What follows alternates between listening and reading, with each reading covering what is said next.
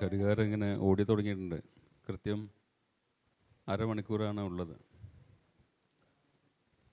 അതിനിടയിൽ സാഹിത്യവും ഭാവനയും എന്ന വിഷയത്തെപ്പറ്റിയാണ് സംസാരിക്കേണ്ടതെന്ന് പറഞ്ഞു.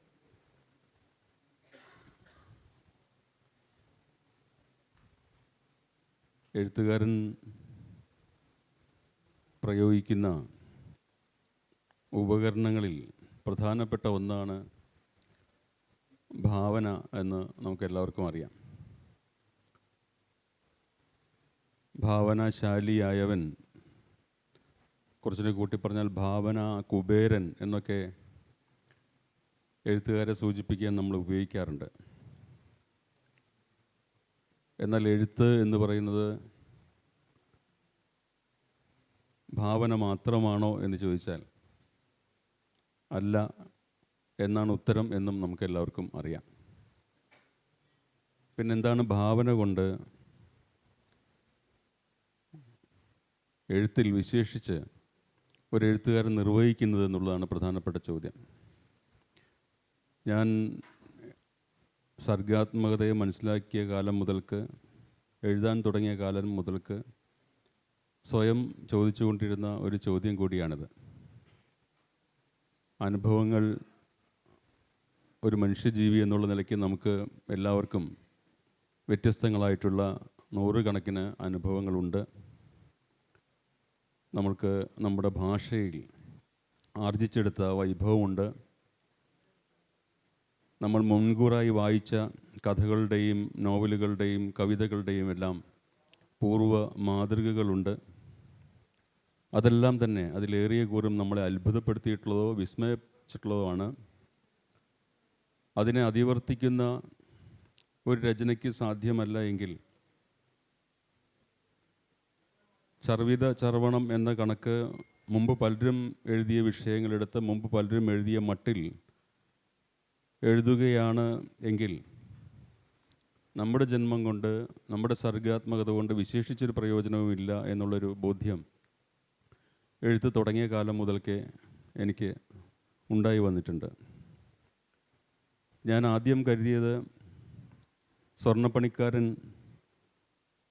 ഒരു സ്വർണ്ണാഭരണം ഉണ്ടാക്കുന്നത് പോലെ ഒരു കൃത്യമായ അനുപാതത്തിൽ അനുഭവങ്ങളെയും ഭാവനയെയും ചേർത്ത് ഇണക്കിയാണ് എഴുത്തുകാരൻ, എഴുത്തിൻ്റെ തച്ചന്മാർ സർഗാത്മക സൃഷ്ടികൾ നിർവഹിക്കുന്നത് എന്നാണ്. ഇപ്പോൾ സ്വർണ്ണാഭരണത്തിൻ്റെ കണക്ക് ക്വാളിറ്റിയെപ്പറ്റി പറയുമ്പോൾ നമ്മൾ 916 എന്ന് പറയും. 1000 ഗ്രാം സ്വർണത്തിൽ 916 സ്വർണവും ബാക്കി 84 ചെമ്പും എന്നാണ് അതിൻ്റെ കണക്ക്. ഏറ്റവും മികച്ച സ്വർണ്ണാഭരണം പറയുമ്പോൾ പോലും നമ്മൾ 916 ആണ് പറയുന്നത്, 1000 അല്ല എന്നർത്ഥം. അതിൽ 86 ചെമ്പ് ചേർക്കാൻ അനുവാദമുണ്ട്. അപ്പോൾ ഏതാണ് സ്വർണം? അനുഭവം എന്ന സ്വർണത്തിൽ ഭാവന എന്ന ചെമ്പ് ചേർക്കുകയാണോ, അതോ ഭാവന എന്ന സ്വർണത്തിൽ അനുഭവത്തിൻ്റെ ചെമ്പ് ചേർക്കുകയാണോ ഈ 1000 പൂർത്തിയാക്കുന്നത് എന്നുള്ളത് 20 വയസ്സ് 22 വയസ്സുകളിൽ ഞാൻ എഴുത്ത് ആരംഭിച്ച ഘട്ടത്തിൽ എന്നെ കുഴക്കിയ കാര്യമാണ്. സ്വാഭാവികമായും യൗവനാരംഭത്തിലുള്ള ഒരു ചെറുപ്പക്കാരൻ എന്ന നിലയ്ക്ക് അന്നേ വരെയുള്ള എഴുത്തിൻ്റെ മാമൂലുകളെ അനുസരിക്കുന്ന ഒരാൾ എന്നുള്ള നിലയ്ക്ക് എൻ്റെ മനസ്സിൽ ആദ്യം ആവിർഭവിച്ച ആശയം 916 അനുഭവവും 84 ഭാവനയും എന്നാണ്. കാരണം നമ്മൾ അതുവരെയും കേട്ടു, അനുഭവത്തിൻ്റെ തീച്ചൂളയിലൂടെയാണ് അയാൾ നടന്നു പോയത്. അയാൾ കഷ്ടപ്പാടിൻ്റെ എത്രയോ വ്യർത്ഥകാലങ്ങളും കഷ്ടരാത്രികളും കഴിച്ചു കൂട്ടിയിട്ടുണ്ട്. അങ്ങനെയെല്ലാം മിടുക്കന്മാരായിട്ടുള്ള സർഗധനരായിട്ടുള്ള എഴുത്തുകാരെ പറ്റി പറയുമ്പോൾ, വിശേഷിച്ച് ബഷീർ അല്ലെങ്കിൽ നമ്മുടെ കാലത്തിലെ പഴയ കാലത്തെ അനുഭവ തീക്ഷ്ണമായിട്ടുള്ള ജീവിത സാഹചര്യങ്ങളിലൂടെ കടന്നു വന്ന അതിഗംഭീരന്മാരായ എഴുത്തുകാരെ ആലോചിച്ച് നോക്കുമ്പോൾ അക്കാലത്തെ ഒരു യുവാവിന് തോന്നാവുന്ന സാമാന്യമായ ബോധം ഈ 916 അനുഭവവും 84 സങ്കല്പവും ആണെന്നാണ്. എന്നാൽ പിന്നീട് കുറച്ചുകൂടി മുതിർന്നപ്പോൾ എനിക്ക് മനസ്സിലായി, നമ്മൾ യഥാർത്ഥത്തിൽ അനുഭവം എന്ന് പറയുന്നത് ഒരു എഴുത്തുകാരനെ സംബന്ധിച്ച് വസ്തുസ്ഥിതി വിവരണങ്ങളുടെ ഒരു ഡാറ്റാബേസ് അല്ല. എഴുത്തുകാരൻ്റെ മനസ്സിൽ ഭൂതകാലത്തിലെ പൂർവ്വകാലത്തിലെ എല്ലാ അനുഭവങ്ങളും തന്നെ മറ്റൊരു രീതിയിലാണ് ആലേഖനം ചെയ്യപ്പെടുന്നതും അത് ജൈവപരമായിട്ടുള്ള ഒരു വളർച്ച നേടിക്കൊണ്ടിരിക്കുന്നത്. ഇത് നിങ്ങൾക്കെല്ലാവർക്കും തന്നെ ബോധ്യമുള്ള കാര്യമായിരിക്കും. നമ്മൾ പലപ്പോഴും ആദ്യം പറഞ്ഞപ്പോൾ നുണയാണെന്ന് നമുക്ക് തന്നെ അറിയാവുന്ന ഒരു കാര്യം പിന്നീട് സത്യമായിട്ട് നമുക്ക് തന്നെ തോന്നാൻ തുടങ്ങും. അത് നമ്മൾ നുണ പറയുന്നതിൽ വിദഗ്ധനായതുകൊണ്ടല്ല, നമ്മുടെ മനസ്സ് നമുക്ക് അനുകൂലമായ ചില കാര്യങ്ങളോ കൂടി ചേർത്തിട്ടാണ് ഒരു പൂർവ്വ അനുഭവത്തെ, ഭൂതകാലത്തിലൊരു അനുഭവത്തെ കരുപ്പിടിപ്പിക്കുന്നത്. അങ്ങനെ നോക്കുമ്പോൾ ഈ 916 എന്ന് പറയുന്ന ഈ ഭൂരിഭാഗം സംഖ്യയും സങ്കല്പമായിട്ടാണ് എനിക്ക് തോന്നിയിട്ടുള്ളത്. കാരണം ഇത് ഇന്നലെ നടന്ന ബസ് അപകടത്തിൽ ഞാൻ ഉൾപ്പെട്ടിട്ടുണ്ടെങ്കിലും ഇന്ന് ഞാനത് സ്മരിക്കുന്ന വേളയിൽ എൻ്റെ എഴുത്തിൻ്റെ വിഭവമാക്കുന്ന വേളയിൽ അത് ഏതാണ്ട് ഒരു സങ്കല്പം മാത്രമാണ്. ഇന്നലെകൾ നമ്മൾ അനുഭവമെന്ന് പറയുമെങ്കിലും എഴുത്തുകാരൻ്റെ മനസ്സിൽ, എല്ലാവരുടെയും മനസ്സിൽ, പ്രത്യേകിച്ചും അതിനെ ഒരു അസംസ്കൃത വസ്തുവായിട്ട് ഉപയോഗിക്കുന്ന ഒരു എഴുത്തുകാരൻ്റെ മനസ്സിൽ ഭൂതകാലം എന്ന് പറയുന്നത് അയാൾ അതിലൂടെ നടന്നു വന്ന ഒന്നാണെങ്കിലും അനുഭവിച്ച ഒന്നാണെങ്കിലും എഴുത്തിൻ്റെ വേളയിൽ അത് ഒരു സങ്കല്പ സൃഷ്ടിയാണ്. ഇത് ഞാൻ പറയുന്നത് നിങ്ങൾക്ക് മനസ്സിലാകും എന്ന് ഞാൻ വിചാരിക്കുന്നു. കാരണം ഇത് ഇപ്പോൾ നിക്കോസ് കസാൻസാക്കീസിൻ്റെ എന്നെ ഏറ്റവും സ്വാധീനിച്ചിട്ടുള്ള ആത്മകഥകളിൽ ഒന്നാണ് റിപ്പോർട്ട് ഗ്രിക്കോ എന്ന് പറയുന്ന കസാൻസാക്കീസിൻ്റെ പുസ്തകം. അതിൽ ഹെലൻ എന്ന് പറയുന്ന അദ്ദേഹത്തിൻ്റെ ഭാര്യ, ആ പുസ്തകം പൂർണ്ണമായ വേളയിൽ അതിന് ഭംഗിയുള്ള വളരെ ചെറിയ ഒരു അവതാരിക എഴുതിയിട്ടുണ്ട്. സാക്കീസിൻ്റെ പുസ്തകം ഇപ്പോൾ മലയാളത്തിൽ വിവർത്തനം ചെയ്തും വന്നിട്ടുണ്ട്. ഞാൻ എൻ്റെ ജേർണലിസം കാലത്തിൽ, പഠിക്കുന്ന കാലത്ത് എനിക്ക് മലയാളത്തിന് MA 1ാം റാങ്ക് കിട്ടിയപ്പോൾ ഒരു സുഹൃത്ത് സമ്മാനമായി തന്നതാണ് ആ ഇംഗ്ലീഷിലുള്ള പുസ്തകം. അതിൽ ഹെലൻ എന്ന് പറയുന്ന സാക്കീസിൻ്റെ ഭാര്യ എഴുതിയിട്ടുള്ള ഒരു സുന്ദരമായ കുറിപ്പുണ്ട്. അതിലവർ പറയുന്നു, ഈ പുസ്തകം കയ്യെഴുത്ത് പ്രതി വായിക്കുവാനുള്ള ഭാഗ്യം എനിക്കുണ്ടായിരുന്നു. പക്ഷെ അത് വായിച്ചപ്പോൾ ഇതിലെ 90% അനുഭവങ്ങളിലൂടെയും ഞാനും സാക്കീസും ഒന്നിച്ചാണ് കടന്നു വന്നിട്ടുള്ളതെങ്കിലും അദ്ദേഹത്തിൻ്റെ ഈ അനുഭവക്കുറിപ്പുകൾ അത് ആത്മകഥയാണ്, അത് ഫിക്ഷനല്ല. ഒരു ആത്മകഥയിൽ സാക്കീസ് എഴുതിയ അനുഭവങ്ങളിലൂടെ ഞാൻ കടന്നു പോന്നപ്പോൾ അതിൻ്റെ 90% അനുഭവങ്ങളിലും ഞാൻ കൂടെ ഉണ്ടായിരുന്നിട്ട് പോലും അത് സാക്കീസ് നുണ എഴുതിപ്പോയല്ലോ എന്ന് എനിക്കൊരു അകാരണമായ ഭയമുണ്ടായി. ഇത് കാരണം പലരും ഇത് ഒത്തുനോക്കുന്നതായിരിക്കും. മഹാനായ എഴുത്തുകാരൻ നിക്കോസ് കസാൻസാക്കീസ് ആത്മകഥ എന്ന വ്യാജേന നുണകൾ എഴുതി പിടിപ്പിച്ചിരിക്കുകയല്ലേ എന്ന് മറ്റുള്ളവർ വിമർശിക്കുമല്ലോ എന്നൊരു ഭയം എനിക്കുണ്ടായി എന്ന് അവർ പറയുന്നുണ്ട്. തുടർന്ന് അവരെഴുതുന്നു, പക്ഷെ പിന്നീട് ആലോചിച്ചപ്പോൾ എനിക്ക് മനസ്സിലായി, സാക്കീസ് എഴുതിയത് എന്താണോ അതാണ് സാക്കീസിൻ്റെ സത്യം. അതായത് യഥാർത്ഥ ഒരു കലാകാരൻ, പ്രതിഭാശാലിയായിട്ടുള്ളൊരു എഴുത്തുകാരൻ നമ്മളെല്ലാവരും ദർശിക്കുന്ന അതേ വിധമല്ല ജീവിതത്തെ ദർശിക്കുന്നതെന്നും നമ്മളെല്ലാവരും ആവിഷ്കരിക്കാൻ ഉദ്ദേശിക്കുന്നത് പോലെ അതേ വിധമല്ല അദ്ദേഹത്തിലൂടെ ആവിഷ്കരിക്കപ്പെടുന്നതെന്നും ആണ് അതിൻ്റെ അർത്ഥം. നമ്മൾ പലപ്പോഴും അയൽവക്കത്തെ മുറിയിലെ കവി പരിഹാസ്യനും ഭൂതകാലത്തിലെ കവി ആരാധ്യനുമാണ് എന്ന് വിചാരിക്കുന്നതിൻ്റെ പ്രധാനപ്പെട്ട കാരണം അതാണ്. തൊട്ടയൽവക്കത്തെ, തൊട്ടടുത്ത മുറിയിലെ, തൊട്ടടുത്ത ബെഞ്ചിലെ സഹപ്രവർത്തകനായിട്ടുള്ള ഒരു കവി നമുക്ക് പരിഹാസ പാത്രമായിരിക്കുകയും 100 വർഷം കഴിഞ്ഞ് ഈ കവിയെ പറ്റിയുള്ള ഓർമ്മ ഒരു ആദരപൂർവമായ ഒന്നായി തീരുകയും ചെയ്യുന്നത് അതുകൊണ്ടാണ്. ഈ വൈരുദ്ധ്യം അവിടെ നിലനിൽക്കുന്നുണ്ട്. അപ്പോൾ ഇത് ഈ സങ്കല്പം അല്ലെങ്കിൽ ഭാവന എന്ന് നമ്മൾ പറയുന്ന സംഗതിയെ എவ்விധമാണ് ഒരു വലിയ എഴുത്തുകാരൻ അല്ലെങ്കിൽ മികച്ച എഴുത്തുകാരൻ അല്ലെങ്കിൽ വലിയവനോ മികച്ചവനോ ആകാൻ ആഗ്രഹിക്കുന്ന ഒരു എഴുത്തുകാരൻ അല്ലെങ്കിൽ എഴുത്തുകാരി പ്രയോഗിക്കുന്നത് എന്നുള്ളത് പ്രധാനപ്പെട്ട കാര്യമാണ്. ഞാൻ മിക്കയിടങ്ങളിലും പറയുന്ന ഒരു കാര്യമുണ്ട്. അത് ഭാവന എന്ന് പറയും. നമ്മുടെ ഇന്നത്തെ വിഷയം ഭാവന എന്ന് പറയുന്നത് നമ്മുടെ ഭാഷയിൽ അതിന് സമമായിട്ടുള്ള മറ്റൊരു വാക്കുള്ളത് കൽപ്പന എന്നൊരു വാക്കാണ്. എഴുത്ത് എന്ന് പറയുന്ന സർഗവൃത്തി ആരംഭിച്ച, അക്ഷരം കൊണ്ടുള്ള സർഗാത്മകത ആരംഭിച്ച കാലം മുതൽക്ക് അത് രാജാധികാരത്തിൻ്റെ കാലമായതുകൊണ്ട് വിശേഷിച്ചും അധികാരം കൊണ്ടും പണം കൊണ്ടും പദവി കൊണ്ടുമുള്ള വലിയ ഉയരങ്ങൾക്ക് സമശീർഷത അല്ലെങ്കിൽ തുല്യത പാലിക്കുന്ന മറ്റൊരു സംഗതിയാണ് ഈ കൽപ്പിക്കുവാനുള്ള, ഭാവന ചെയ്യുവാനുള്ള കഴിവ് എന്ന് വലിയ എഴുത്തുകാർ മനസ്സിലാക്കിയിട്ടുണ്ടെന്നാണ് ഞാൻ വിചാരിക്കുന്നത്. കാളിദാസൻ്റെ മേഘസന്ദേശത്തിൽ കുബേരൻ്റെ ഒരു കൽപ്പന മൂലം യക്ഷൻ തടവറയിൽ കിടക്കുന്നതാണ് കഥാസന്ദർഭം. നമുക്കെല്ലാവർക്കും അറിയാം. കുബേരൻ എന്ന് പറഞ്ഞാൽ നേരത്തെ ഭാവന കുബേരൻ എന്ന് പറഞ്ഞ അർത്ഥത്തിലല്ല, പണമുള്ള കുബേരൻ തന്നെയാണ് അർത്ഥം. യഥാർത്ഥ കുബേരനാണ്, നമ്മുടെ രാവണൻ്റെ കസിനായിട്ടുള്ള കുബേരനാണ്. ഈ കുബേരൻ പണം മാത്രമല്ല അധികാരമുള്ളവനുമാണ്. ആ കാലഘട്ടത്തിലെ പ്രധാനപ്പെട്ട ഒരു കവിയെ, കാളിദാസനെ തടവറയിലിട്ടു എന്നുള്ള അർത്ഥത്തിലല്ല, പക്ഷേ യക്ഷൻ്റെ നിർമ്മിതിക്ക് പിന്നിൽ കാളിദാസൻ അനുഭവിച്ച ഒരു തടവ്, ഒരു രാഷ്ട്രീയമായ തടവുണ്ട് എന്ന് നമുക്ക് സങ്കല്പിക്കാവുന്നതാണ്. ഒ.എൻ.വി. ഉജ്ജയിനി എന്ന് പറയുന്ന കാവ്യത്തിൽ അത് സൂചിപ്പിക്കുന്നുണ്ട്.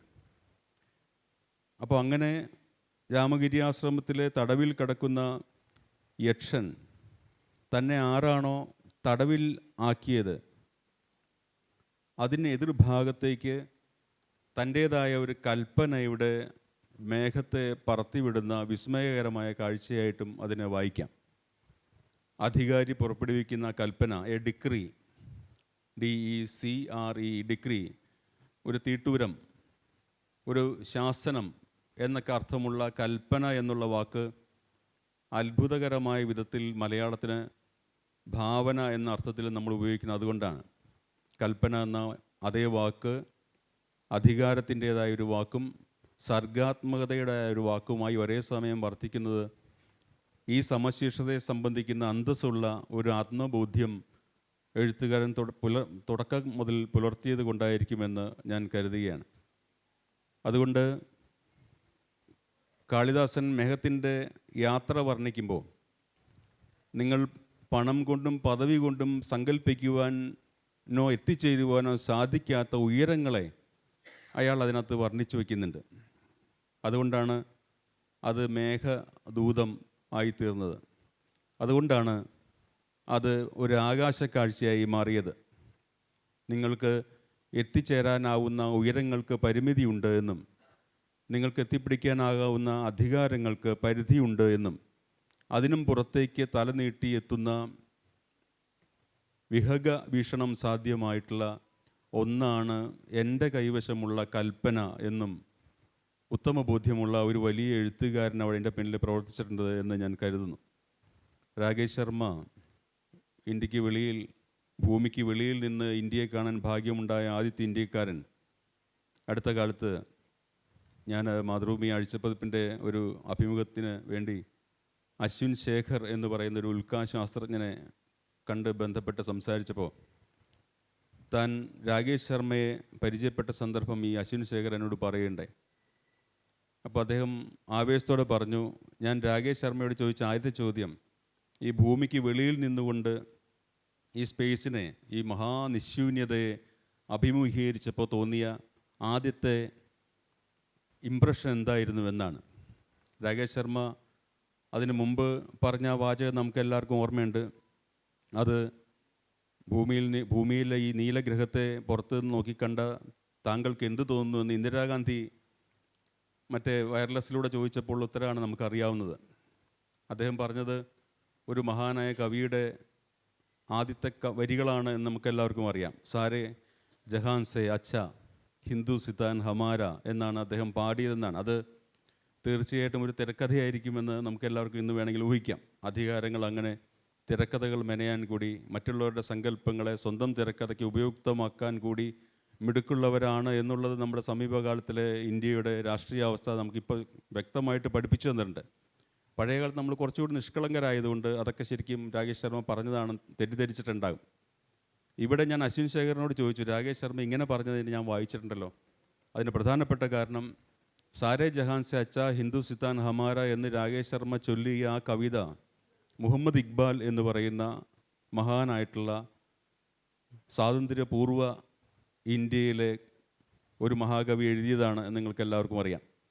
മുഹമ്മദ് ഇക്ബാലിൻ്റെ കവിത, ഇക്ബാൽ 1920കളിൽ തന്നെ മരിച്ചുപോയ ആളാണ്.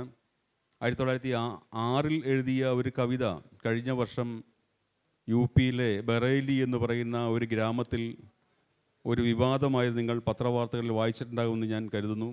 നമ്മുടെ പത്രങ്ങൾ അത്തരം വാർത്തകളൊന്നും ഗംഭീരമായിട്ട് കൊടുക്കാത്തതുകൊണ്ട് ചിലപ്പോൾ നിങ്ങൾ കണ്ടിട്ടില്ല എന്നുള്ളതുകൊണ്ട് ഞാൻ ഓർമ്മിപ്പിക്കാം. ബറേലി ഗ്രാമത്തിലെ കമല നെഹ്റു മെമ്മോറിയൽ എന്ന് പറയുന്ന ഒരു LP സ്കൂളിൽ ഒരു സ്ഥിരമായിട്ട് പാടുന്ന ഒരു പ്രാർത്ഥനാ ഗീതമുണ്ട്. അത് ബച്ചേ കി ദുവ എന്ന് പറയുന്ന കുട്ടിയുടെ പ്രാർത്ഥന എന്ന് പറയുന്ന ഒരു ഗീതമാണ്.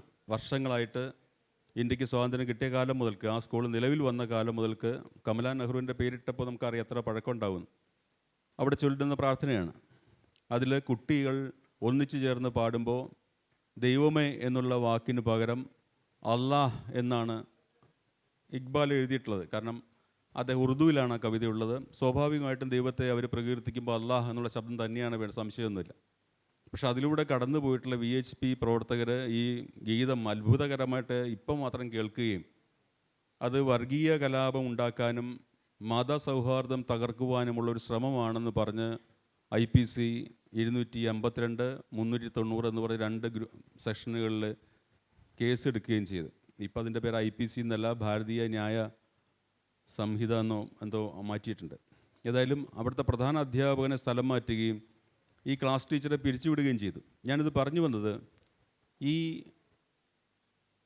മുഹമ്മദ് ഇക്ബാൽ, അല്ലാമ മുഹമ്മദ് ഇക്ബാൽ എന്ന് പറയുന്ന അതിഗംഭീരനായ കവി സ്വാതന്ത്ര്യപൂർവ്വകാലത്തിൽ ടാഗോറിൻ്റെ അധ്യക്ഷതയിലുള്ള ഒരു പറ്റം മഹാകവികൾ നെഹ്റുവിൻ്റെയും ഗാന്ധിയുടെയും ആശീർവാദത്തോടു കൂടി ഇന്ത്യക്കാരിൽ ദേശീയ ബോധം ഉണർത്താൻ വേണ്ടി ബോധപൂർവം സൃഷ്ടിച്ച കവിതകളിൽ പ്രധാനപ്പെട്ട ഒന്നായിരുന്നു ഈ സാരേ ജഹാൻ സെ അച്ച ഹിന്ദു സിതാൻ ഹമാര എന്നുള്ള കവിത.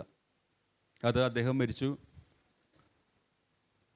നെഹ്റുവും ഗാന്ധിയും കൊല്ലപ്പെട്ടു, ഗാന്ധി കൊല്ലപ്പെട്ടു, നെഹ്റുവിനെ കാലം കൊന്നു. അതിനുശേഷം ഇന്ന് നമ്മുടെ ഈ സമകാലികമായ ഒരു അവസ്ഥയിൽ ഒരു ക്രൈമായിട്ട് അത് അതേ കവിതയെ മാറ്റി തീർക്കുന്ന കാലമാണ്. അപ്പോൾ ഇത് മനസ്സിൽ വെച്ചുകൊണ്ട് ഞാൻ ഈ അശ്വിൻ ശേഖരനോട് സംസാരിച്ചപ്പോൾ അദ്ദേഹം പറഞ്ഞത്, രാകേഷ് ശർമ്മ എന്നോട് പറഞ്ഞത്, സ്പേസിൽ പോയാലുള്ള ആദ്യത്തെ അനുഭവം എന്ന് പറഞ്ഞാൽ അതിരുകളില്ലാത്ത സ്ഥലം കണ്ട്, അതിർത്തികളില്ലാത്ത സ്ഥലം കണ്ട്, വിഭജനങ്ങളില്ലാത്ത ഒരു വലിയ മഹാപ്രപഞ്ചം കണ്ട് അത്ഭുതപ്പെടുക എന്നുള്ളത് മാത്രമാണ്. അത് വളരെ കൃത്യമായിരിക്കും. അല്ലാതെ സാരേ ജഹാൻ സെ അച്ച എന്നല്ല ഒരാൾ പറയുക.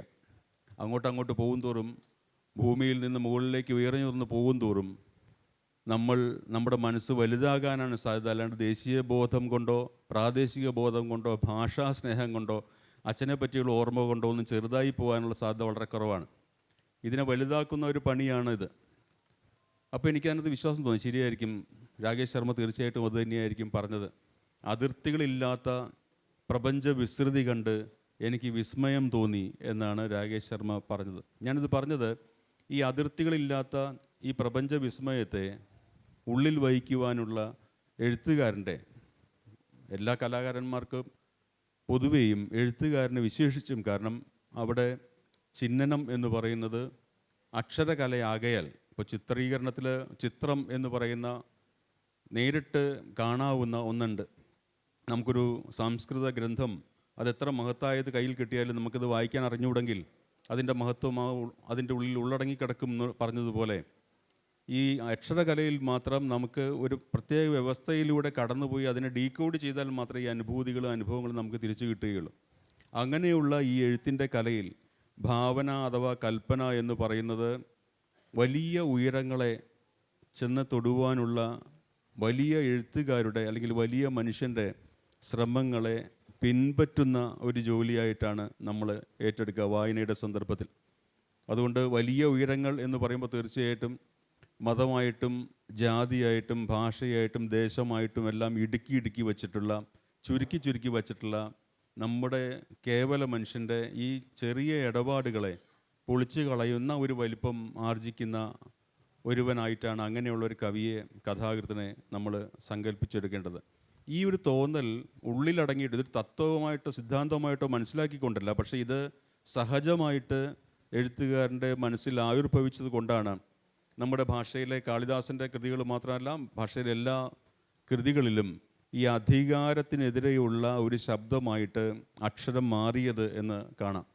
അപ്പോൾ നിങ്ങൾ വിചാരിക്കും ഈ അധികാരം എന്ന് പറയുന്നത് മൂർത്തമായിട്ടുള്ള അന്ന് നിലനിൽക്കുന്ന ഒരു വ്യവസ്ഥയ്ക്കെതിരെ അന്നത്തെ കാലത്ത് രാജാധികാരം, പ്രത്യേകിച്ചും അന്നത്തെ ഒരു കാലത്ത് എഴുത്തുകാരൻ എത്ര മേലത് പ്രയോഗിക്കാൻ സാധിക്കുന്ന ഒരു സംശയം വരാം. ഇന്നത്തെ കാലത്ത് ജനാധിപത്യത്തിൽ അത് സാധിക്കുന്നില്ല എന്ന് നമ്മൾ മനസ്സിലാക്കുമ്പോൾ, അപ്പോൾ അതിന് ചെയ്യുന്ന ഒരു വിധമാണ് ഈ 916 സങ്കല്പം എടുത്തിട്ട് അതിനെ ഈ 84 ചേർത്ത് യാഥാർത്ഥ്യത്തിൻ്റെ 84 അതിൻ്റെ സങ്കേതബദ്ധത വരും, അതിൻ്റെ അക്ഷരലിപി വിന്യാസങ്ങൾ വരും, സാഹിത്യകൃതിയുടെ ഫോം രൂപം വരും, അതിൻ്റെ കൽപ്പനാ രീതികൾ വരും, അതിൻ്റെ സാങ്കേതികമായ എല്ലാം വരും. ബാക്കി മുഴുവനും ഈ സങ്കല്പം എന്ന് ഈ സങ്കല്പം എന്ന് പറയുന്നത് ഭൂതകാലത്തിൻ്റെ അനുഭവങ്ങൾ കൂടി ചേർത്ത സങ്കല്പമാണ്. അതിനെ ഒരു പുതിയ മൂശയിലേക്ക് ഉരുക്കി ചേർത്ത് ഈ എഴുത്തുകാരൻ മാറ്റിത്തീർക്കുന്നത്. ഞാനത് കുറച്ചുകൂടി വിശദമാക്കി പറഞ്ഞാൽ, ഇപ്പോൾ വാത്മീകി രാമായണം എന്ന് പറയുന്ന ആദ്യത്തെ കൃതി, ലോകത്തിലെ തന്നെ ആദ്യത്തെ കൃതികളിൽ ഒന്നാണെന്ന് കരുതപ്പെടുന്ന വാത്മീകി രാമായണത്തിൻ്റെ രചനയെപ്പറ്റി നമുക്ക് ആലോചിക്കാം. അത് സാധാരണ മട്ടിലൊരു സുന്ദരിയായ പെണ്ണിനെ കണ്ടുമ്പോൾ ഒരു രാജകുമാരനുണ്ടായ സ്നേഹവും പരസ്പര വിവാഹവും ഒരു പ്രത്യേക സന്ദർഭത്തിലൂടെ കടന്നു പോകുമ്പോൾ ഒരു കഥയിലൊരു ട്വിസ്റ്റും, ഒരു രാവണൻ രാക്ഷസ രാജാവ് കട്ടുകൊണ്ടുപോയിട്ട് അയാളായിട്ട് ഇടിയും സംഘർഷവും ഉണ്ടാക്കി തിരിച്ചു കൊണ്ടുവന്ന് അവസാനിക്കുന്ന ഒരു ശുഭപര്യവസായിയായ കഥയാണ് അതിൻ്റെ ആദ്യ ഭാഗമെന്ന് നമുക്ക് എല്ലാവർക്കും അറിയാം. അത് അമരീഷ് പുരിക്കോ അവിടെയുള്ള നമ്മുടെ ഏതെങ്കിലും ഖാൻ നടന്മാർക്കോ അഭിനയിക്കാവുന്ന ഒരു പുതിയ സിനിമയാക്കി മാറ്റാവുന്ന ഒന്നാണ്. ഒരു പ്രേമകഥയും അതിൻ്റെ സംഗമവും വിഘടനവും ഒക്കെയാണ് എൻ്റെ കഥാതന്തു എന്ന് പറയുന്നത്. പക്ഷെ അങ്ങനെ മാത്രമായിരുന്നു ആ കഥയെങ്കിൽ അതൊരു മഹാകവി എഴുതിയ കാവ്യമാകുമായിരുന്നില്ല. അതിൽ എവിടെയാണോ അതിൻ്റെ പൊളിറ്റിക്സ് തുടങ്ങുന്നതെന്ന് വെച്ചാൽ കൃത്യമായിട്ടും ആ രാമായണം എന്ന് പറഞ്ഞ കൃതിയുടെ നടുക്ക് എഴുത്തുകാരൻ സ്വയം പ്രത്യക്ഷപ്പെടുന്ന സന്ദർഭത്തിലാണ്. അതുവരെയും ഇതര മാമുനിമാരും രാജകുടുംബങ്ങളും അയോധ്യ എന്ന് പറയുന്ന കൊട്ടാരവും മാത്രമായി തുടർന്ന ഒരു കഥാതന്തുവിൻ കൃത്യമായൊരു ഘട്ടത്തിൽ വാത്മീകി പ്രത്യക്ഷപ്പെടുന്നുണ്ട്. ഒരു മഹർഷി, കാട്ടാളനായിരുന്ന ഒരാൾ, ധ്യാനം കൊണ്ട് ജ്ഞാനം ആർജിച്ച ഒരാൾ ആ കഥയുടെ കൃത്യം മധ്യഭാഗത്ത് പ്രത്യക്ഷപ്പെടുമ്പോഴാണ് അത് ഈ അധികാരത്തിനെതിരെയുള്ള എഴുത്തുകാരൻ്റെ കൽപ്പനയുടെ സ്വഭാവത്തിലേക്ക് പതുക്കെ കടക്കുന്നത്. ഇത് രണ്ട് മഹർഷിമാർ തമ്മിലുള്ള സംവാദത്തിലാണ് ആരംഭിക്കുന്നത്. ശ്രദ്ധയാണ്. അത് രത്നാകരൻ എന്ന് പറയുന്ന കാട്ടാളൻ വെറും ധ്യാനം കൊണ്ട് മൺപുറ്റിൽ ഉണ്ടായി എന്ന് പറയുമ്പോൾ ശരിക്കും അത് നമ്മൾ ടി വിയിലെ സീരിയലിൽ കാണുന്ന പോലെ മണ്ണിൻ്റെ പുറ്റിൻ്റെ അകത്ത് അയാൾ ഇരുന്നൊന്നുമല്ല. വെറും മണ്ണിൽ മുളച്ച ഒരു മഹർഷി എന്നാണ് അതിൻ്റെ അർത്ഥം. മണ്ണിൽ നിന്ന് വാൽമീകി എന്ന് പറയുമ്പോൾ മൺപുറ്റിൽ നിന്ന് വന്ന മഹർഷി എന്ന് മാത്രം അർത്ഥം. കാരണം അന്ന് ദേവഋഷികളായിട്ടുള്ള നാരദൻ തുടങ്ങിയ സനകൻ തുടങ്ങിയ മഹർഷിമാരെ പറ്റിയുള്ള സങ്കല്പമാണ് പ്രധാനം. അവരാണ് പ്രധാനപ്പെട്ട ആളുകൾ. മണ്ണിൽ നിന്നൊരു മഹർഷി ഉണ്ടായി വന്നിരിക്കുന്നു, മഹാജ്ഞാനിയായിട്ടൊരു മഹർഷി, അവരോട് എതിർമുട്ടുവാൻ പോകുന്ന ഒരു മഹർഷി ഉണ്ടായിരിക്കുന്ന അർത്ഥത്തിലായിരിക്കണം ഈ വാത്മീകി എന്നുള്ള പേര് വന്നത്. അങ്ങനെയുള്ള മഹർഷി ലോകം മുഴുവൻ സഞ്ചരിക്കുന്ന ദേവർഷിയായിട്ടുള്ള നാരദനുമായിട്ടുള്ള ഒരു സംവാദത്തിൽ നിന്നാണ് രാമായണത്തിൻ്റെ തുടക്കം. അത് കൃത്യമായിട്ട് ഘടിപ്പിച്ചിട്ടുള്ളതാണെന്ന് രണ്ടാമത് വായിക്കാൻ നമുക്ക് അറിയാൻ സാധിക്കും. എന്ത് അധകേന കോനസ്മിൻ സാമ്പ്രതം ലോകേ ഗുണവാൻ കശ്ച വീര്യവാൻ എന്ന് ചോദിക്കുകയാണ്. ആ ചോദ്യം വളരെ പ്രധാനപ്പെട്ടതാണ്. ലോകം മുഴുവൻ സഞ്ചരിക്കുന്ന ദേവനായിട്ടുള്ള ദേവർഷിയായിട്ടുള്ള ഒരു നാരദരോട് മണ്ണിൻ്റെ ഒരു മഹർഷി ചോദിക്കുകയാണ്, ആരാണ് ലോകത്ത് ഗുണവാനും കശ്ച അതുപോലെ വീര്യവാനും ആയിട്ടുള്ളതെന്ന് ചോദിക്കുകയാണ്. കൃത്യമായിട്ട് പറഞ്ഞാൽ വീര്യവാൻ എന്ന് വെച്ചാൽ അധികാരമുള്ളവനാണ്, പ്രതാപിയായ മനുഷ്യന് വീര്യം, പുരുഷൻ്റെ വീര്യം എന്ന് പറഞ്ഞാൽ പഴയ കാലത്ത് അധികാരം തന്നെയാണ്. വീര്യവാനായിട്ടുള്ള ഒരു പുരുഷന് ഗുണവാനായിട്ടിരിക്കാൻ സാധിക്കുമോ എന്ന് ഈ മണ്ണിൻ്റെ മഹർഷി വിണ്ണിൻ്റെ മഹർഷിയോട് സംശയം ചോദിക്കണം. അങ്ങനെ ആരെങ്കിലും അങ്ങ് ലോകത്ത് കണ്ടിട്ടുണ്ട്? കോനസ്മിൻ സാമ്പ്രതം ലോകേ ഗുണവാൻ കശ്ച വീര്യവാൻ. ഗുണമുള്ള ഒരാൾ, പക്ഷേ അയാൾക്ക് അധികാരം കിട്ടുമ്പോൾ ഗുണിയായിട്ട് തുടർന്നിട്ടുണ്ടോ? ഗുണികൾ ഊഴികൾ നീണ്ടുവാഴ എന്ന് പറയുന്നത് പോലെ ഈ ഗുണി ആയിട്ട് തുടരുവാൻ അധികാരം കിട്ടിയ ഒരാൾക്ക് സാധിച്ചിട്ടുണ്ടെന്നാണ് ചോദ്യം. അപ്പോൾ നാരദർ സ്വാഭാവികമായിട്ടുള്ള പരദൂഷണ പ്രവണതയോടെ ലോകം മുഴുവൻ കണ്ട ജ്ഞാനത്തിൻ്റെ വിളംബരത്തിനുള്ള ദാഹത്തോടെ പറയുന്നുണ്ട്, അങ്ങനെ ഒരാളുണ്ട്, ശ്രീരാമൻ എന്ന് പറഞ്ഞ ആളാണ് എന്ന് പറഞ്ഞ് ദശരഥൻ്റെ മകൻ്റെ കഥ പറയുന്നു. അവിടം വരെ എല്ലാം സ്വാഭാവികമാണ്.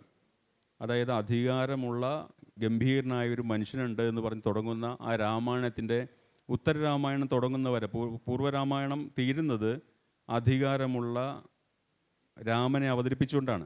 അതിൻ്റെ ആ പകുതി ഭാഗം വരെയും രാമന് അധികാരമില്ലെന്ന് നിങ്ങൾക്കറിയാം. അധികാരത്തിന് സർവ്വത യോഗ്യനായിരുന്നിട്ടും അയാൾക്ക് അധികാരം കിട്ടുന്നില്ല. അയാൾ കാട്ടിൽ പോകേണ്ടി വരുന്നു, ഭാര്യയെ പിന്നീട് ഉപേക്ഷിക്കേണ്ടി വരുന്നു. ഒക്കെ ഈ സീതയെ വീണ്ടെടുത്തതിന് ശേഷം അയോധ്യാധിപനായിട്ട് അധികാരം കയറുമ്പോൾ ശുഭം എന്നെഴുതി കാണിക്കാവുന്ന ശുഭപര്യവസായിയായിട്ടുള്ള ഒരു രാമായണം അവസാനിക്കുകയാണ്. ആ രാമായണത്തിലെ രാമനെ വെച്ചുകൊണ്ടാണ് നമ്മളിപ്പോൾ അധികാരങ്ങൾ പുതിയതുണ്ടാക്കിയിട്ടുള്ളത്.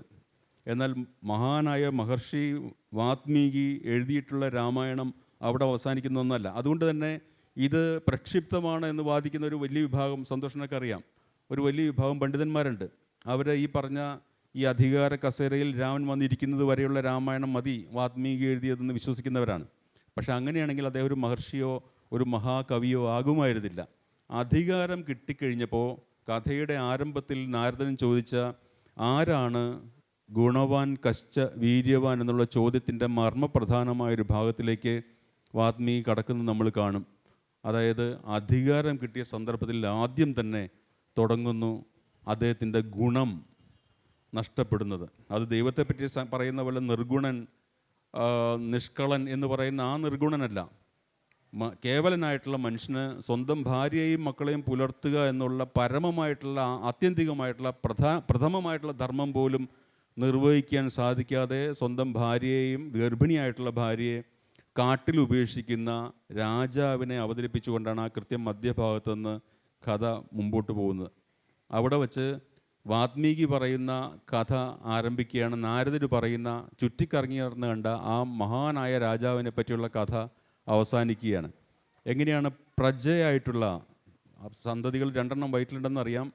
അങ്ങനെയുള്ള പൂർണ്ണ ഗർഭിണി ഭവഭൂതി, അത് കഠോര ഗർഭ എന്നാണ് പറയുന്നത് സീതയെപ്പറ്റി. പൂർണ്ണ ഗർഭിണിയായിട്ടുള്ള സീതയ്ക്ക് ഭവഭൂതി കൊടുത്തിട്ടുള്ള വിശേഷണം ലോകത്ത് മറ്റൊരു കവിയും കൊടുക്കാത്ത വിശേഷമാണ് കഠോര ഗർഭ എന്നാണ്. കഠോരമായ ഗർഭമാണ്. കാരണം ഇരട്ട ഗർഭത്തിൻ്റെ കഠോരത മാത്രമല്ല, ഭർത്താവിനാൽ ത്യജിക്കപ്പെട്ടിട്ടുള്ള, അത് മതിഗംഭീരനായിട്ടുള്ള ഒരു മര്യാദാ പുരുഷോത്തമനെന്ന് ആദ്യ ഭാഗത്ത് വാഴ്ത്തപ്പെട്ട ഒരു ഭർത്താവിനാൽ ത്യജിക്കപ്പെട്ടുള്ള ഭാര്യ കാട്ടിലേക്ക് പോകുമ്പോൾ അതിൻ്റെ സംരക്ഷണം ഏറ്റെടുക്കുവാൻ വേണ്ടി കവി സ്വയം പ്രത്യക്ഷപ്പെടുന്ന കഥയിൽ നിന്നാണ് രാമായണത്തിൻ്റെ മഹത്വം ആരംഭിക്കുന്നത്.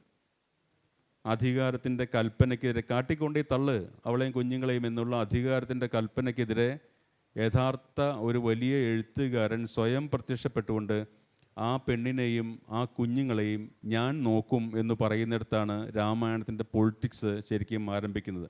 പ്രജ എന്നുള്ള വാക്കിൻ്റെ അർത്ഥം സന്തതിയാണ് നിങ്ങൾക്കറിയാം. പ്രജാധിപത്യം എന്ന് പറയുമ്പോൾ പ്രജനനം എന്ന് പറയുന്ന വാക്ക് സന്തതി ഉൽപ്പാദനമാണെന്ന് നമുക്കറിയാം. പ്രജനനം അല്ലേ, പ്രജനന കാലഘട്ടം എന്ന് പറഞ്ഞാൽ അതാണ്. ആ പ്രജനനം എന്നുള്ള വാക്കിൽ പ്രജ വന്നിട്ടുള്ളത് ഇതാണ്, സന്തതി എന്നുള്ള അർത്ഥത്തിലാണ്. ആ അർത്ഥത്തിൽ ലവനും കുശനും രാമൻ്റെ സന്തതികൾ മാത്രമല്ല പ്രജകൾ കൂടെയാണ്. കാരണം അദ്ദേഹം ഭരിക്കുന്ന രാജ്യത്തിൽ 2 വ്യക്തികളായിട്ട് വളരാൻ പോകുന്നവരാണ്. ഈ 2 പേരെയും വളർത്തി വലുതാക്കുകയും കാടിൻ്റെ ഗഹനതയിൽ ഈ 2 കുഞ്ഞുങ്ങളെയും വളർത്തി വലുതാക്കുകയും അവരെ അധികാരത്തിൻ്റെ നിയമങ്ങളെല്ലാം കവിത പഠിപ്പിക്കുകയും താൻ എഴുതിക്കൊണ്ടിരിക്കുന്ന ഈ കവിത മുഴുവനും കാണാപ്പാഠം പഠിപ്പിക്കുകയും ചെന്ന് നിങ്ങളുടെ അച്ഛൻ്റെ മുമ്പിൽ പോയി, ഈ രാജാവിൻ്റെ മുമ്പിൽ പോയി കവിത കേൾപ്പിക്കുക എന്ന് പറഞ്ഞ് ഒരു വലിയ കവി പറഞ്ഞയക്കുകയും ചെയ്യുന്നതാണ് രാമായണത്തിൻ്റെ രാഷ്ട്രീയം. അവിടെ ചെന്ന് അത് 2 കുഞ്ഞുങ്ങൾ, യുവാക്കന്മാർ 2 കുഞ്ഞുങ്ങൾ, ഈ മര്യാദാ പുരുഷോത്തമൻ എന്നറിയപ്പെട്ടിരുന്ന ഗുണവാനും വീര്യവാനുമാണ് എന്ന് പുകൾപ്പെട്ടിരുന്ന ആളുടെ നിർഗുണതയെപ്പറ്റി, ദോഷത്തെപ്പറ്റി മുഖത്ത് നോക്കി പാടുന്ന കവി താൻ അയച്ച കവിതയുടെ ഗീതാവിഷ്കാരമായിട്ട് പാടുന്ന കുഞ്ഞുങ്ങളെ അവതരിപ്പിക്കുമ്പോഴാണ് രാമായണം അതിൻ്റെ യഥാർത്ഥമായിട്ടുള്ള രാഷ്ട്രീയ വിവക്ഷകളിലേക്ക് വളരുന്നത്. നമ്മൾ പക്ഷേ പുതിയ രാമായണം പറയുമ്പോൾ ഒരു ക്ഷേത്ര നിർമ്മാണത്തിന് ഉപയുക്തനായുള്ള രാമനെ പറ്റി പറയുമ്പോഴെല്ലാം ഈ മുതിർന്ന രാമനെ പതുക്കെ നമുക്ക് ഇഷ്ടമല്ല. കാരണം ഈ അധികാരത്തിലൂടെ കടന്നുപോയി കാട്ടിലേക്ക് ഭാര്യയെയും കുഞ്ഞുങ്ങളെയും ഗർഭിണിയായ ഭാര്യ ഉപേക്ഷിച്ച രാമനെ നമ്മൾ മറന്നു പോകുന്നതുകൊണ്ടാണ് ഈ കുഞ്ഞു രാമനെ പിടിച്ചിട്ട് പ്രതിഷ്ഠിക്കുന്നത്. രാംലല്ല എന്നൊക്കെ പറഞ്ഞ് പ്രതിഷ്ഠിക്കുമ്പോൾ കൃത്യമാണ്, അത് ചെറിയ ഇങ്ങോട്ട് പോകുന്നില്ല. അപ്പോൾ അത് രാമൻ്റെ ജീവിത കാലഘട്ടത്തെ മുഴുവനായിട്ടും നിങ്ങളിലേക്ക് എത്തിക്കുവാൻ ആഗ്രഹിക്കുന്നില്ല. ആ ബാലരാമനെ തൊഴുതാ മതി, അവിടം വരെ മതി എന്ന് പറയുന്ന ഒരു രാഷ്ട്രീയമായിട്ടുള്ള വിവക്ഷ അതിൻ്റെ ഉള്ളിൽ അടങ്ങിയിട്ട്. നോക്കൂ, മഹാഭാരതത്തിൻ്റെ കഥ നോക്കൂ, അവിടെയും കവി കൃത്യം നടുക്ക് പ്രത്യക്ഷപ്പെടുകയാണ്. രാജയക്ഷ്മാവ് പിടിച്ച് വിചിത്രവീരൻ സന്തതികളെ ഉണ്ടാക്കാൻ സാധിക്കാതെ കുഴങ്ങുമ്പോൾ അംബികയ്ക്കും അംബാലികയ്ക്കും വന്ന് കുഞ്ഞുങ്ങളെ ഉണ്ടാക്കി കഥാപാത്രങ്ങളെ ഉണ്ടാക്കുന്നത് പോലെ തന്നെ സ്വന്തം സന്തതികളെ ഉണ്ടാക്കിക്കൊണ്ടാണ്. രണ്ടർത്ഥത്തിൽ അദ്ദേഹം പിതാവാണ് വ്യാസൻ. കഥ എവിടെ വെച്ചാണ് നിന്നു പോകാൻ പോകുന്നത്? ഒരു രാജധർമ്മത്തിൻ്റെ അധികാരത്തിൻ്റെ ഇടനാഴികളുടെ സംഗതിയാണ്. എവിടെ വെച്ചാണ് അധികാരം മുടങ്ങിപ്പോകാൻ പോകുന്നത്? അവിടെ കവി നേരത്തെ ആദ്യ കഥയിൽ വാത്മീകി പ്രത്യക്ഷനായതുപോലെ സ്വയം വ്യാസൻ പ്രത്യക്ഷപ്പെട്ട് തൻ്റെ കഥാപാത്രങ്ങളെ ഔരസ സന്തതികളായിട്ടും ഭാവനാസന്തതികളായിട്ടും ഒരേ സമയം സൃഷ്ടിക്കുന്ന കഥയുടെ പേരാണ് മഹാഭാരതം എന്ന് പറയുന്നത്. മഹാഭാരതത്തിന് വ്യാസനിട്ട പേര് ജയം എന്നാണ് നിങ്ങൾക്ക് എല്ലാവർക്കും അറിയാം. മനുഷ്യൻ്റെ അധികാരിയുടെ അൾട്ടിമേറ്റായിട്ടുള്ള പരാജയത്തിൻ്റെ കഥയാണ് മഹാഭാരതം പറയുന്നത് എന്ന് നിങ്ങൾക്കറിയാം. അൾട്ടിമേറ്റായിട്ടുള്ള ആത്യന്തികമായിട്ടുള്ള പരാജയം സംഭവിക്കുന്ന രാജാക്കന്മാരുടെ കഥ പറയാൻ വേണ്ടി ഒരു മഹർഷി അതിനിട്ട പേരാണ് ജയം എന്നുള്ളത്. ഇത് കൃത്യമായിട്ട് നിങ്ങൾ സൂചിപ്പിക്കുകയാണ്. ജയം എന്നുള്ള പേരെന്തുകൊണ്ട്? അവിടെ ആരും ജയിക്കുന്നില്ലല്ലോ എന്ന് നമുക്ക് മനസ്സിലാവും അത് വായിച്ചു തീർക്കുമ്പോൾ. അപ്പോൾ ഇത് ഞാൻ വ്യക്തിപരമായിട്ട് ഞാൻ കരുതുന്ന ഒരു കാര്യം, അതിലേറ്റവും വലിയ ഭാവന പ്രവർത്തിച്ചിട്ടുള്ളത് ഈ വ്യാസൻ എന്നും വാത്മീകി എന്നും പറയുന്ന രണ്ട് കഥാപാത്രങ്ങളെ സൃഷ്ടിച്ച ഗംഭീരനായിട്ടുള്ള എഴുത്തുകാരനെ പറ്റിയാണ് ഞാൻ എപ്പോഴും ഓർക്കുന്നത്. അതൊരിക്കലും കാട്ടിൽ കിടന്ന് വളർന്ന് ഓടലെണ്ണ നീട്ടി താടി നീട്ടിയ മഹർഷിമാരായിരിക്കുകയില്ല എന്ന് എനിക്ക് നല്ല ഉറപ്പുണ്ട്. ഇത് എൻ്റെ മാത്രം ഉറപ്പാണ്, എൻ്റെ മാത്രം തോന്നലാണ്. കാരണം രാജകുടുംബങ്ങളുടെയും അധികാരങ്ങളുടെയും ഈ അധികാരത്തിൽ ഇടനാഴികളുടെയും രാജപരമ്പരകളുടെയും അതിൻ്റെ അകത്തെ നിരവധിയായിട്ടുള്ള ഇടപെടലുകളുടെയും കഥ പറയുവാൻ കാട്ടിൽ കിടന്ന് വളർന്ന കാട്ടാളനായിരുന്ന ഒരു മഹർഷിക്ക് സാധിക്കുകയില്ല. അന്നത്തെ നിലയ്ക്ക് രാജാവിനെ വിമർശിക്കുന്ന, രാജഭരണത്തെ അല്ലെങ്കിൽ അധികാരത്തിൻ്റെ ദുഷ്ചെയ്തികളെ വിമർശിക്കുന്ന ഒരു രചന സൃഷ്ടിക്കുവാൻ ശ്രമിക്കുന്ന ഒരു ഗംഭീരനായിട്ടുള്ള നാട്ടിൻപുറത്തിലെ അല്ലെങ്കിൽ കാട്ടിലെ അല്ലാത്ത ഒരു മഹാനായ എഴുത്തുകാരൻ ഉപയോഗിച്ചിട്ടുള്ള ഒരു രചനാതന്ത്രം മാത്രമായിരിക്കണം അതിൽ തന്നെ പ്രത്യക്ഷപ്പെടുന്ന ഈ മഹർഷി എന്ന് വിചാരിക്കാനാണ് എനിക്കിഷ്ടം. വാത്മീകിയും വ്യാസനും ഇന്ത്യ സൃഷ്ടിച്ച അതിഗംഭീരന്മാരായിട്ടുള്ള രണ്ട് കഥാപാത്രങ്ങളാണ്. അവർ പറഞ്ഞതാണ്, അവരെഴുതിയതാണെന്ന് പറയുമ്പോൾ ഇതിന് സാധുത ലഭിക്കും. ഒരു വലിയ മഹർഷി എഴുതിയതാണെന്ന് പറയുമ്പോൾ വ്യാസനെ പോലെ വേദങ്ങൾ പകുത്ത ഒരു മഹർഷിയാണ് ഈ കഥ എഴുതിയതെന്ന് പറഞ്ഞാൽ അതിനൊരു സാധുത ലഭിക്കും എന്ന് പൂർണ്ണ ബോധ്യമുള്ള അതിഗംഭീരനായിട്ടുള്ള കൊട്ടാരത്തിൻ്റെ സമീപസ്ഥനായിട്ടുള്ള അധികാരത്തിൻ്റെ ഈ മാലിന്യത്തിൻ്റെ ദുർഗന്ധം സ്വന്തം മൂക്കിൽ അനുഭവിച്ച് സഹി കെട്ടിട്ടുള്ള ഒരു എഴുത്തുകാരനായിരിക്കും, രണ്ട് എഴുത്തുകാരായിരിക്കും ഇതിൻ്റെ മൂലകഥ എഴുതി വച്ചതെന്നും അതിൽ ഈ മഹർഷിമാരെ മാപ്പുസാക്ഷികളായിട്ട് കർത്താക്കന്മാരായിട്ട് അവതരിപ്പിച്ചതെന്നും വിചാരിക്കാനാണ് ഞാൻ. ഈ അർത്ഥത്തിലാണ് ഈ എഴുത്തിൽ ഭാവന പ്രവർത്തിക്കുന്നതെന്ന്. നമ്മൾ അതിൻ്റെ യഥാർത്ഥ ഉത്ഭവ കേന്ദ്രങ്ങളെ, അതിൻ്റെ പ്രഭവങ്ങളെ, അതിൻ്റെ ഉറവുകളെ പോലും മറച്ചു പിടിക്കുവാൻ തക്ക വൈഭവമുള്ള മഹാന്മാരായിട്ടുള്ള ആ എഴുത്തുകാരുടെ എന്തെങ്കിലും ഒരു കാൽനഹന്തു മരീചികൾ പിന്തുടരുന്നവരാണ് നമ്മളെങ്കിൽ നമുക്കും ഈ അധികാരത്തിനെതിരെ വെറുതെ ബ്ലൈൻഡായിട്ട് അധികാരം കാണുമ്പോഴൊക്കെ എതിർക്കുകയല്ല, അധികാരത്തിൻ്റെ കുബധങ്ങൾക്കെതിരെ ശബ്ദിക്കുവാനും അത് കാണിച്ചു കൊടുക്കുവാനും ഉള്ള ശക്തി ഉണ്ടാവണം. ഇപ്പോൾ അത് എല്ലാ അധികാരങ്ങളും ഒരുപോലെ. നമ്മളിപ്പോൾ എഴുത്തുകാരൻ എന്ന് പറഞ്ഞാൽ അവൻ മോദിയെ എതിർക്കുന്നവനായിരിക്കണം എന്നൊരു പൊതുവെ ഒരു തത്വമുണ്ട്. അതുമാത്രമല്ല, എല്ലാ അധികാരങ്ങൾക്കെതിരെ, ഇപ്പോൾ മോദിയുടെ അധികാരത്തിൻ്റെ ദുഷ്ചെയ്തികൾ എതിർക്കുന്നത് പോലെ തന്നെ നമ്മുടെ നാട്ടിലുള്ള ഭരണാധികാരികൾ ദുഷ്ചെയ്തികൾ കണ്ടാലും എതിർക്കാൻ ഒരു എഴുത്തുകാരന് സാധിക്കണം. അല്ലാതെ ഇതിവിടെ മാത്രമേ അളവ് കൊടുത്തിട്ട് അവിടെ പറയുന്ന രണ്ടും എല്ലാം ഭൂമിയിലെ മുഴുവനും അധികാരത്തിൻ്റെ ദുഷ്ചെയ്തികളെ ഒരേ ശക്തിയോടെ എതിർക്കാനുള്ള ഒരു സഹജമായിട്ടുള്ള ഒരു ആത്മബലം ഓരോ എഴുത്തുകാരനും ഉണ്ടാകേണ്ടതാണ് എന്ന് ഞാൻ കരുതുന്നു. ഇത് ഒരു പ്രാരംഭം മാത്രം, അരമണിക്കൂർ കൊണ്ട് തീർക്കാവുന്ന ഒരു വിഷയമല്ലാത്തതുകൊണ്ട് എൻ്റെ മനസ്സിൽ തോന്നിയ ചില കാര്യങ്ങൾ പറഞ്ഞു എന്ന് മാത്രമേ ഉള്ളൂ. എനിക്ക് അനുവദിച്ച സമയം കൃത്യമായിട്ട് കഴിഞ്ഞു. ഇനി എന്തെങ്കിലും ചോദ്യങ്ങളുണ്ടെങ്കിൽ എനിക്ക് അറിയാവുന്ന ഉത്തരമാണെങ്കിൽ ഞാൻ പറയാൻ ശ്രമിക്കാം.